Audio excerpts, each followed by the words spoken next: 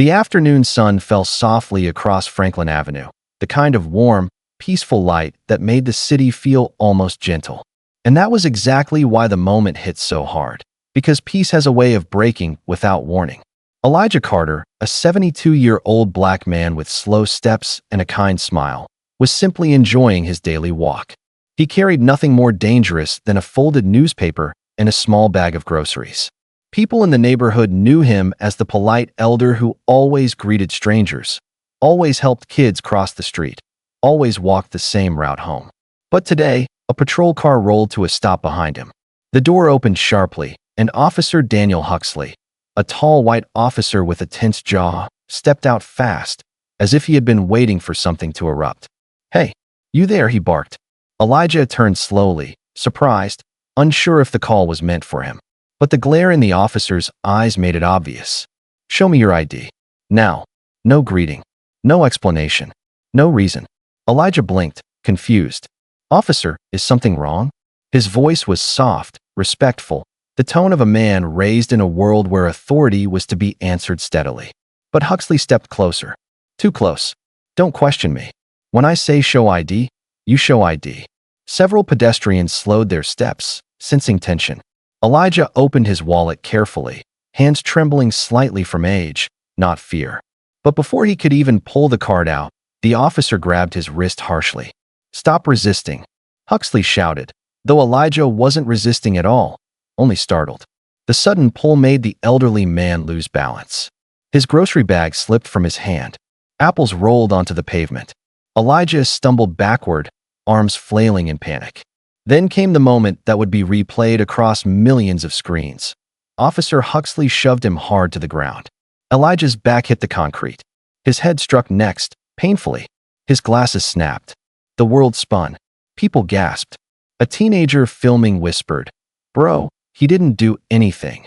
Elijah lay stunned, trying to breathe, trying to understand how a peaceful walk had turned into this humiliation. Huxley's knee pressed into his shoulder blade. "I said stop resisting," he yelled again, for the camera, not for truth. Elijah whispered painfully, "Please, I'm not resisting. I'm just trying to." But his words were drowned out by the weight on his back. His wallet fell beside him, open. A card slipped out. Not many would recognize it instantly, but the officer did. His face changed, drained, shocked, frozen. Because written across the white and gold card were the words that should have commanded respect the moment Elijah opened his mouth. Chief Justice of the United States, retired. Elijah James Carter. Huxley's breath faltered. His grip loosened. His world cracked. Because he had not just shoved an elderly man. He had thrown down one of the most powerful legal minds in the nation. But the crowd had already seen everything, and the cameras were still recording. For a long, hanging second, nobody moved.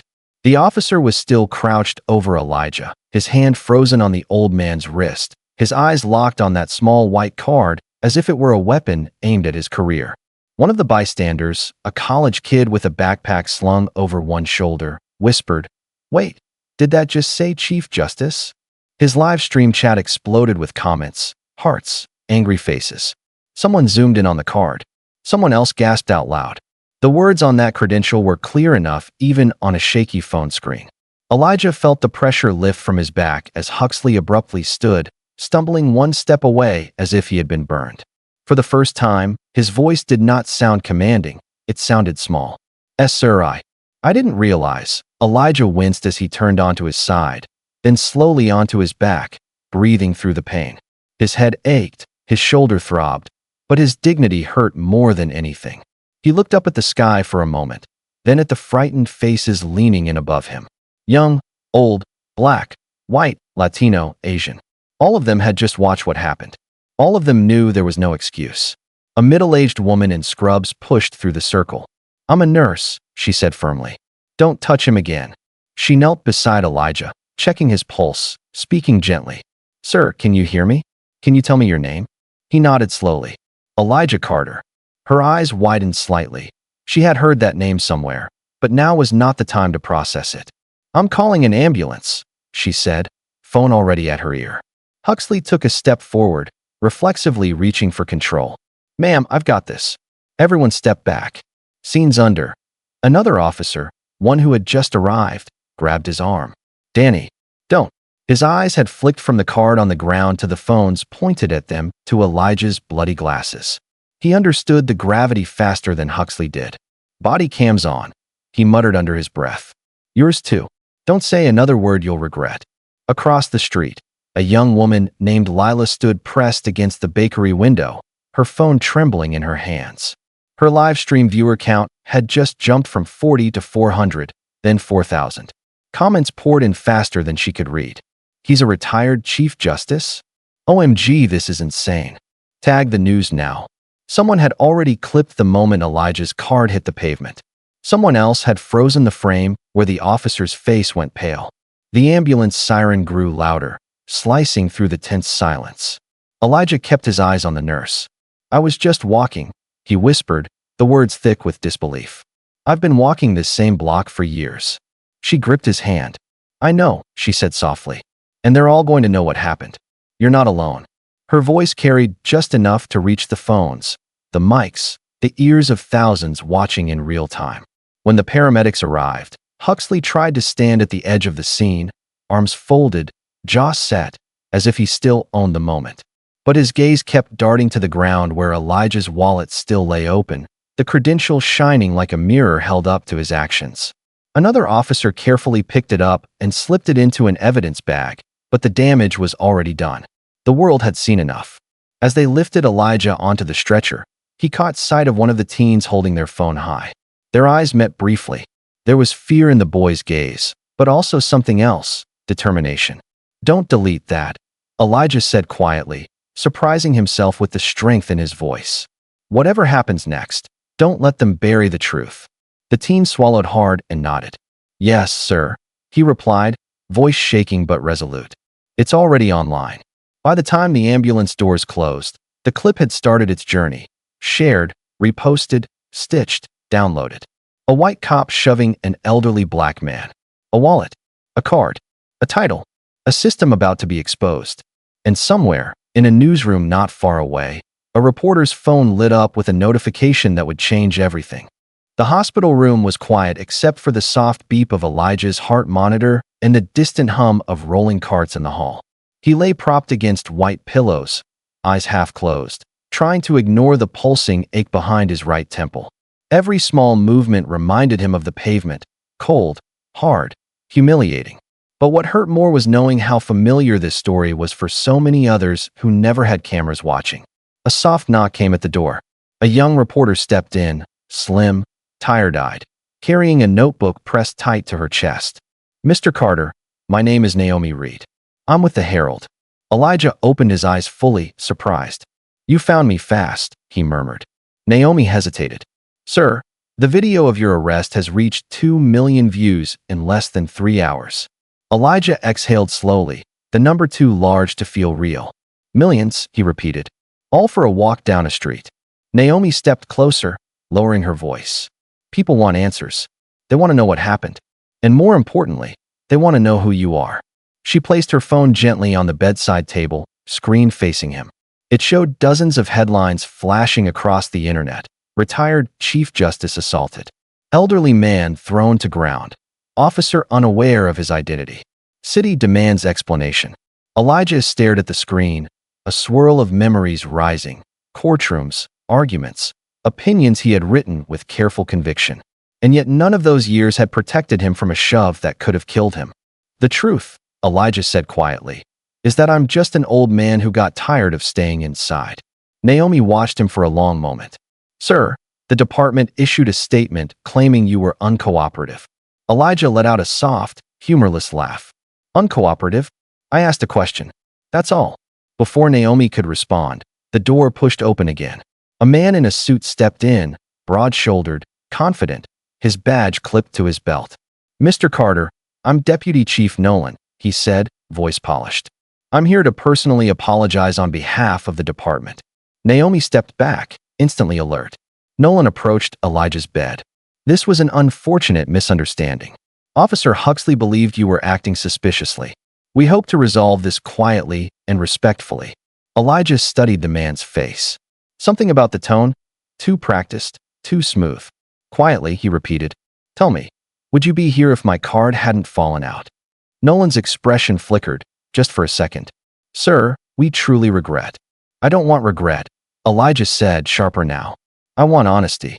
Naomi's pen hovered over her notebook. Nolan straightened. Sir, we'd appreciate if you refrained from giving statements until we conclude our investigation. The press is already creating unnecessary frenzy. Naomi stepped forward.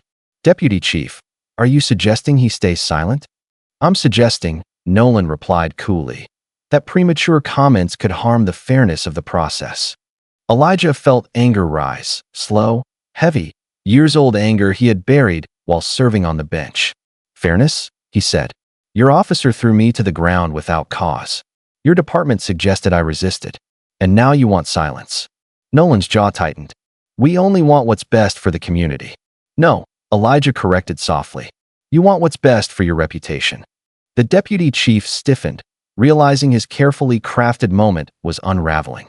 Mr. Carter, I'll be in touch. He turned sharply and left the room. Naomi let out a slow breath. Sir, people need to hear your voice. Will you allow me to interview you formally? Elijah didn't answer immediately. He looked toward the small hospital window, sunset staining the glass gold and red. Naomi, every time someone fought the system alone, the system won. But if people stand together, his voice trailed off. Naomi leaned closer. Then this time might be different.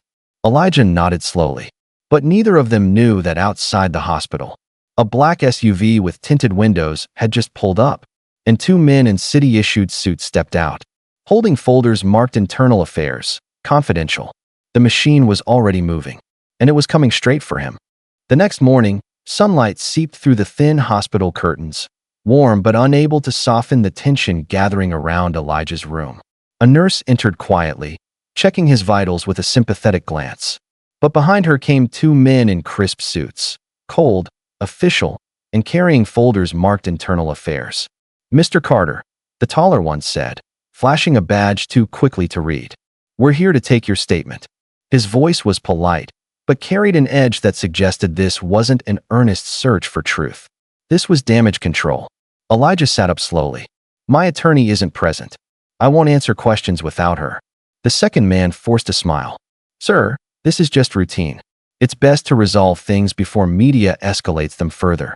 Before Elijah could respond, Naomi Reed slipped back into the room, stopping short at the sight of them. Internal Affairs conducting interviews without legal representation? She asked sharply. That's unusual. The taller agent's eyes narrowed. Ms. Reed, this is a private matter. You are not cleared to be here. This is a hospital, Naomi replied. Not your conference room. Elijah watched them carefully. He recognized tactics like these, the pressure to speak, the subtle suggestion that silence equals guilt. He had seen it in countless cases during his judicial years. He refused to let it happen here. I'll wait for my attorney, Elijah repeated. The man's jaw tightened. Mr. Carter, cooperation will make this easier. For whom? Elijah asked quietly. The question hung in the air, sharp, undeniable. The agents exchanged a look, then closed their folders with a soft thud. We'll return later, the shorter one said, the false politeness cracking at the edges. After they left, Naomi approached Elijah's bedside. Sir, they're trying to contain this before it gets bigger. Elijah exhaled slowly. I know. The system closes ranks fast when threatened. Naomi checked her phone, scrolling through notifications. Sir, it's already bigger. She flipped the screen toward him. The video had passed 10 million views. National anchors were discussing it. Civil rights groups were demanding accountability. The governor's office had issued a brief comment. And hundreds of strangers were flooding social media with the same phrase. Justice for Elijah. Elijah's chest tightened, not from pain, but from the weight of it all. He had never wanted to be a symbol. He had never wanted fame, outrage, or public battles. He had simply wanted to walk home with his groceries. A soft knock pulled their attention to the door. This time, it was Elijah's attorney, Ms. Alana Price, sharp-eyed and steady. I came as soon as I saw the news, she said, setting her briefcase on a chair. And Mr. Carter, you need to brace yourself. She handed him a printout. It was a statement released by the police union. Officer Huxley acted within protocol when the subject displayed resistance and suspicious behavior. Suspicious behavior? Elijah whispered, disbelief twisting his expression. Price nodded grimly. They're painting you as uncooperative. Naomi shook her head.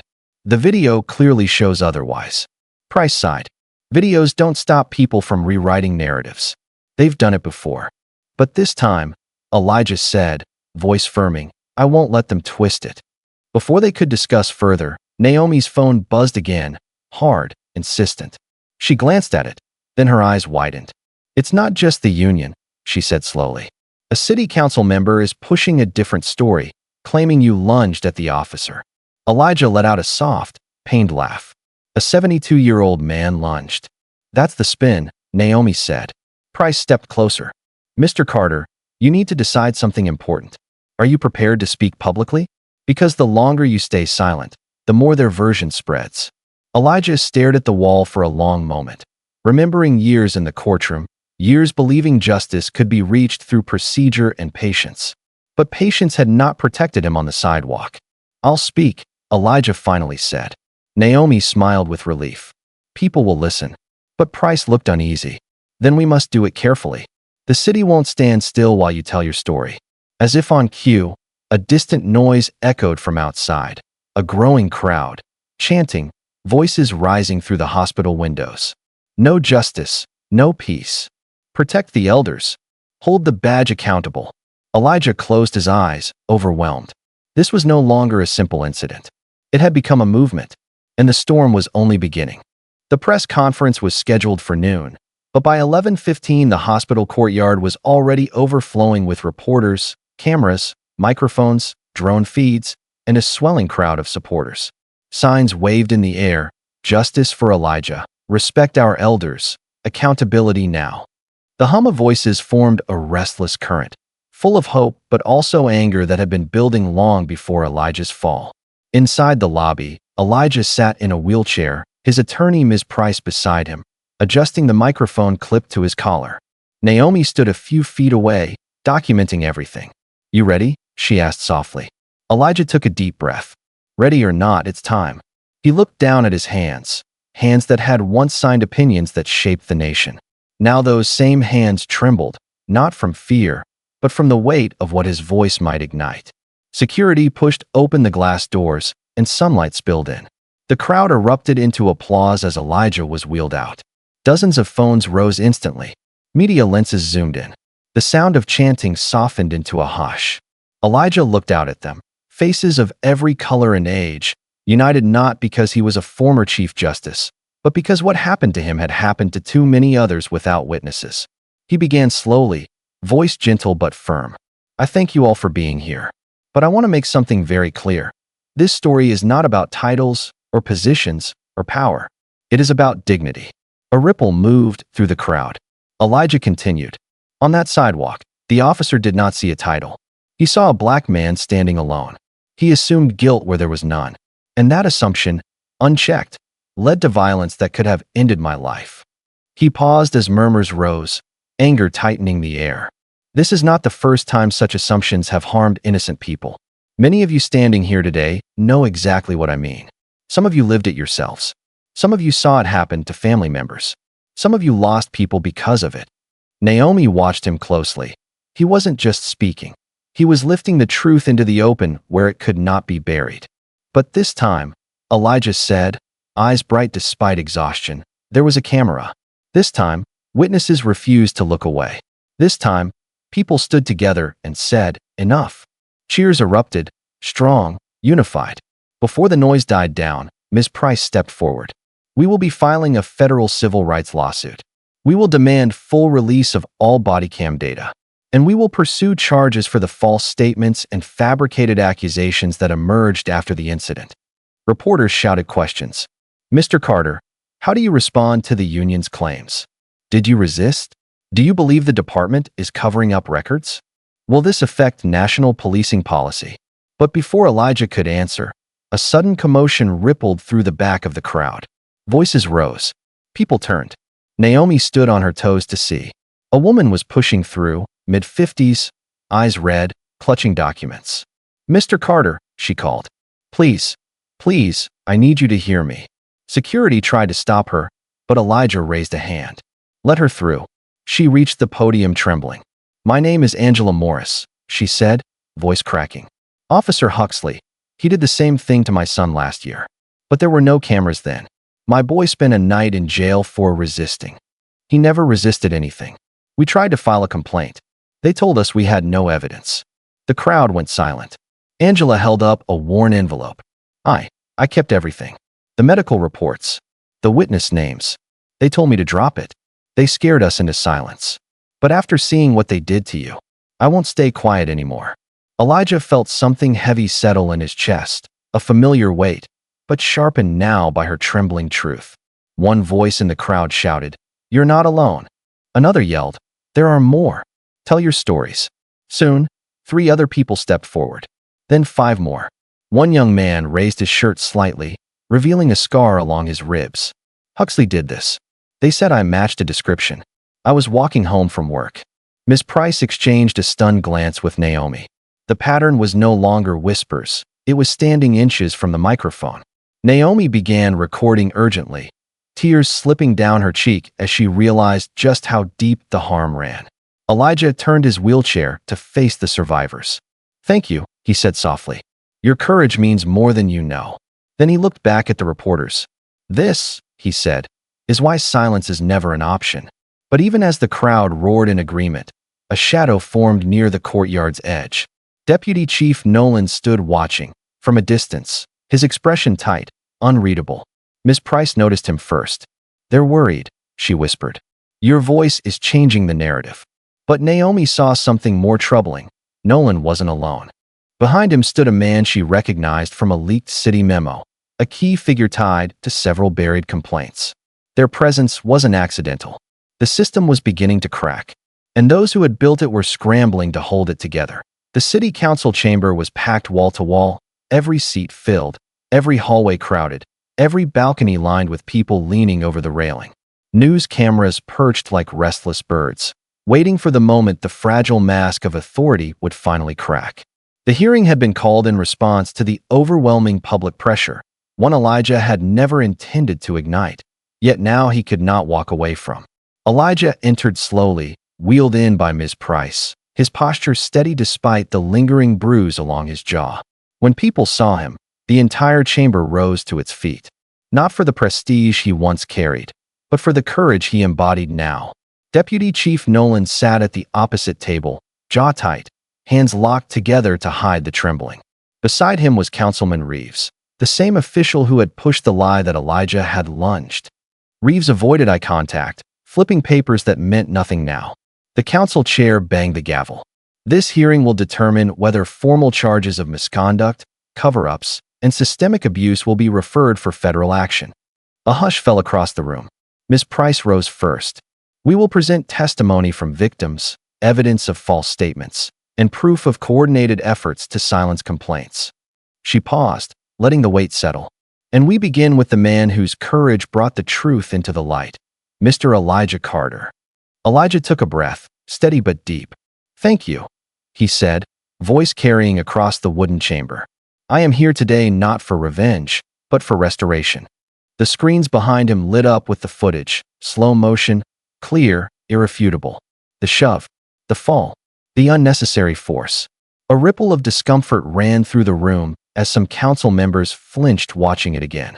"When Officer Huxley pushed me," Elijah continued, "he didn't know who I was.